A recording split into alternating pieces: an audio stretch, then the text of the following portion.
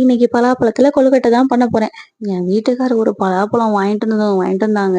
பலாப்பழம் அல்வா, பலாப்பழம் ஐஸ்கிரீமு, பலாப்பழத்துல பணியாரம், இன்னைக்கு கொழுக்கட்டைன்னு சொல்லிட்டு என்னென்ன பண்ண முடியுமோ எல்லாம் ட்ரை பண்ணி பார்த்துட்டேன். எல்லா வீடியோ நம்ம சேனல்ல இருக்குது. எல்லாமே சூப்பரா வந்தது. கண்டிப்பா நீங்களும் ட்ரை பண்ணி பாருங்க. பலாப்பழ பணியாரம் ரொம்ப சிம்பிள் தாங்க. பலாப்பழத்தை எடுத்து நல்லா கூலா அரைச்சு வச்சுக்கலாம் உங்களுக்கு வேணுங்கிற அளவுக்கு. கடலப்பருப்பு நாளே சோக் பண்ணி வச்சிருந்தேன். குழம்பு கடலப்பருப்பு. அந்த கடலப்பருப்பு, தேங்காய், 2 ஏலக்காய் போட்டு நல்லா மையா அரைச்சு எடுத்து, பலாப்பழத்தையும் இதையும் ஒண்ணா மிக்ஸ் பண்ணிக்கிங்க. ஸ்வீட்னஸ்க்கு வெல்லமோ, இல்ல நாட்டு சர்க்கரையோ உங்களுக்கு தேவைங்கிற அளவுக்கு சேர்த்துக்கங்க. கொஞ்சம் உப்பு போட்டு நல்லா மிக்ஸ் பண்ணி வச்சுக்கோங்க. அது ரொம்ப தண்ணியா இருக்கக்கூடாது பூரணம். அதான் ரொம்ப முக்கியம். இதுதான் உங்களுக்கு பூரணம்.